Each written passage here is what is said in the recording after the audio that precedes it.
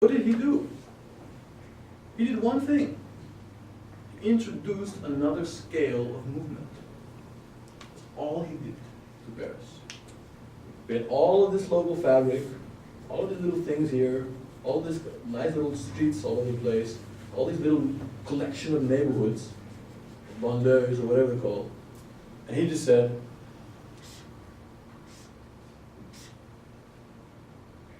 that's it. And now, whatever's here, whatever, he didn't care. Whatever's there can now go here. And whatever's here can now exchange with that. And now we have two scales of movement exchanging. We have differences. He's introduced difference. So he doesn't have one local neighborhood with another local neighborhood. He doesn't have a whole bunch of the sames. He just said something else. You just put something else, and then you have the opportunity for exchange. So this moment right there, what do we see over here? We see here a certain scale of movement. We see here another scale of movement. We see here another scale of movement. And who knows, there might be a little one here. So we have here multiple scales that are configured. That's what the word, what Jeremy was talking, the spatial configuration of this space is supporting different forms of exchange. You don't have to care what kind of exchange. The point is, it's giving exchange gives whatever next potentiality there is. This, cul-de-sac, which can be something that if you're in a low income category, you pretty much don't like this. Because you want to be part of the exchange mechanism. You want to be able to see things and to do things, etc. But if you're very rich, and you don't want to have the noise of the city, etc., then you really want something like this. Because then you're going to engage your community. You might even have a security guard here. To take it a step further, just to make sure that no one comes in. So these are spaces of exclusion. Now if you're rich, you like to be excluded. If you're poor, you might not want to be excluded. You want to be included. And how do you include? You include it. You make it part of the rest. You connect it to something else. And now there's another movement coming here, and now the whole dynamics will start to, and how I make that connection is of course something I have to be a little bit sensitive about. I gotta think a little bit, I gotta find a way to a proper configuration, but it opens it up. Because it opens it up to new forms of movement. Now suddenly, the person living here doesn't do this, now they do like this. And maybe they come across something here and they go, hey, what's over there? Because if a mayor here says, I'm gonna allow you to have ground floor activity here, I mean, who are you gonna be selling your stuff to? The 500 people in your neighborhood? Or the potential 1,000 that are passing through that have got nothing to do with your neighborhood? That might just stop by because the Turkish bucker is right there. Or a nice art gallery, or whatever. Whatever quality some individual here has that wants to show. Because accessibility is a big word. But the word that is really big is visibility.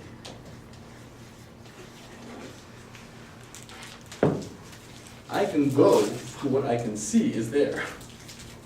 If I don't see it, it doesn't exist for me. Whether that's through promotion on the big billboards on the highway that tell me, go right, McDonald's there, or the big McDonald's arches that are screaming to get me to get there, or me simply just saying I have to go to my appointment to see Wouter, and I go through and while I'm driving to Wouter, like, hey shit, look at this, and I see these things. Visibility. I see. And that's what accessibility actually is. To see it first. That accesses it into my mind frame. Then I can make sure if I can design the roads well enough that I can actually get off the road. That's accessibility. Because I can make this a viaduct. Or I can make it a road that I can actually branch off. And I can actually access that other space. And I can have an exchange that I can get back on my thing. I can do back to whatever I want to do. These are such incredible fundamental DNAs of urbanism. So you're actually saying just to become part of the mental map of a city. For sure, that Yeah. starts. I mean, you have to, visibility is just seeing it, being part of it, etc. Yeah. These guys, without this line, what in the city, how are they visible to the rest of the city? They're not. Except with the single Moroccan guy here who wakes up, goes down here, goes over here, works as a cleaning person over here, comes like here. His visibility is, oh, there's a Moroccan guy here. Yeah. That's it. And he's just one of the statistics of the 300,000 we have here. But this has no visibility. So it becomes stagnant.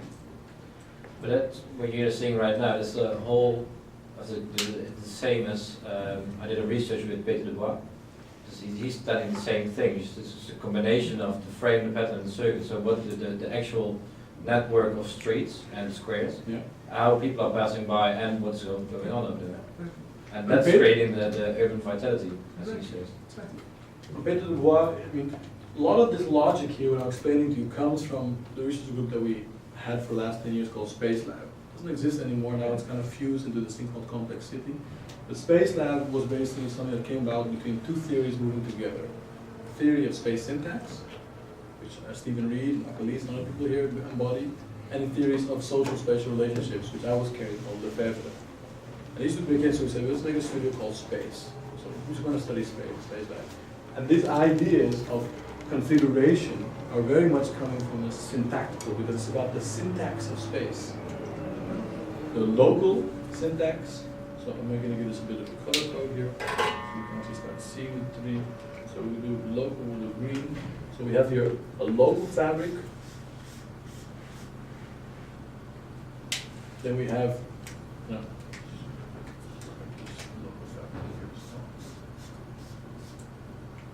And then we have, in this case, I'll call this next scale fabric.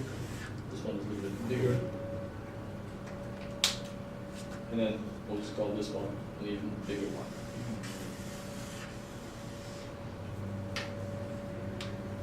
And allowing this connection allows things of bigger movement to see things of a more middle movement to go things of a local movement. And the terminology that we use to split these three up, when we try and start mapping them, because you can map this because this is in the city. You have the local roads, we call that local. We have then something else, which we then refer to often as a city scale road. It's not about connecting house to house, but it's connecting neighborhood to neighborhood. So it's cutting through the city, or you can also call it middle scale. City, middle, and then we have scale on top of that, which often we refer to as the global scale, but you can also just call that, call it regional or whatever. I mean, what you call these three is not so relevant. It's the idea that you have behind them that is relevant. To say that I have something that I understand is locally connecting, so it's only connecting local things to each other. Which this is then interconnected with something which is connecting actually this district or this area or this neighborhood with another neighborhood down here. So actually this road helps me connect neighborhoods to neighborhoods to neighborhoods. And then I have something else, which then I would then refer to as these kind of very strong arteries that are basically cutting, going from the city center of Amsterdam to the ring. Another scale up. So you have in every condition, and there are of course multiple in-betweens here.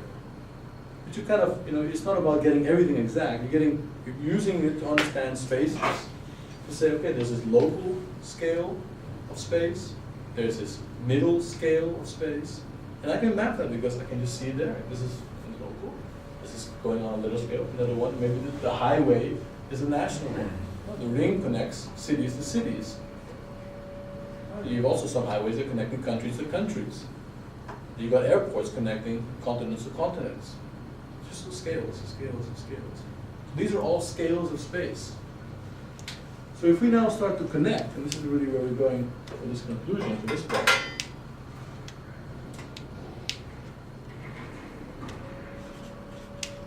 Scales of space.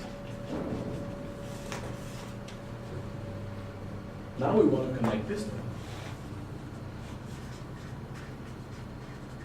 Scales of economy. Now we want to try to understand, is there a relationship between a local, middle, global, or just big scale, whatever you want to refer to it as? We want to test this. Now, if we think about Holland,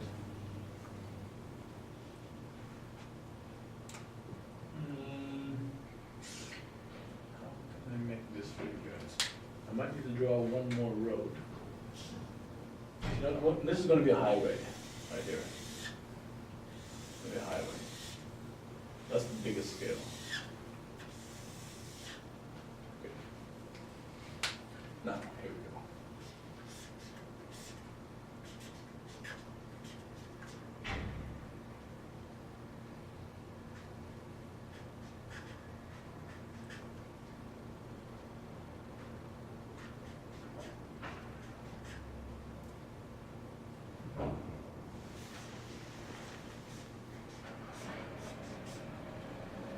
Okay, I drew a couple of boxes here.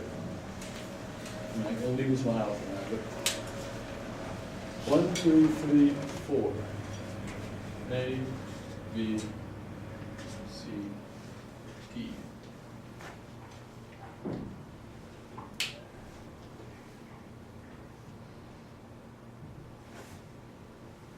If I have an idea because of my demand interview collection, and they told me, you know, what this place needs is just, you know, something fantastic like IKEA, where we, you know, where we can get, you know, low income, you know, simple, relatively durable furniture for the community, or for the city, or, you know, for whatever. Where does the IKEA situate itself? Because the idea I got now, but I've got to now put it somewhere here. It was actually very logical. Why is it Urala? You said the target group was local, community? No, your whatever research you did, your supply, your demand was told you, whether it's from the government, you just heard what they want is an IKEA kind of activity. So where would you position an IKEA? Would you put it in the neighborhood? It really depends. So you said that they want to... It's IKEA. IKEA. You know what IKEA is? That's how simple it is. Wait, guys, because of the reach. Because of the reach. Yeah, you expect a lot of Beter people te coming gooien. there, Yeah. you need a lot of trucks for products, so. And it's also Yeah, about position what A, kind of with it group you there, want to yeah. attract. Is it a big group? In this case it is, so you also want to attract from a broader scope than only this. If you look at the IKEA on position D, there are less people with it who can be there within 45 minutes. And it's not visible. The visibility Yeah. is important. So it's visibility, accessibility of goods, big trucks, lots of stuff. Can you imagine all the trucks going through the neighborhood here? How congested it would be now here. And how many people drive by this highway every day? Well, 100 to 200,000 on the rings of Holland. How many people drive along here, or drive along here, or drive along here? Here they drive the most. So there's a scale of economy that situates itself in a scale of space that can support both its ins and its outs and its ambition. There's a complete coherent connection. Because the moment I shift this, some things are going to start going wrong. The goods aren't going to be able to get in probably well, they might be able to get enough profit revenue because they won't be able to sell to enough people, you know, for whatever reasons. The bakery, where you buy your brooches, where does that situate itself? Either B or B D. or D. B or D? Okay. What would be the difference between a B or a D bakery? The size. The fancy bakery. Yeah. What? Because here you probably would have the Turks and Bakker. So how many clients does he have in a day? 50.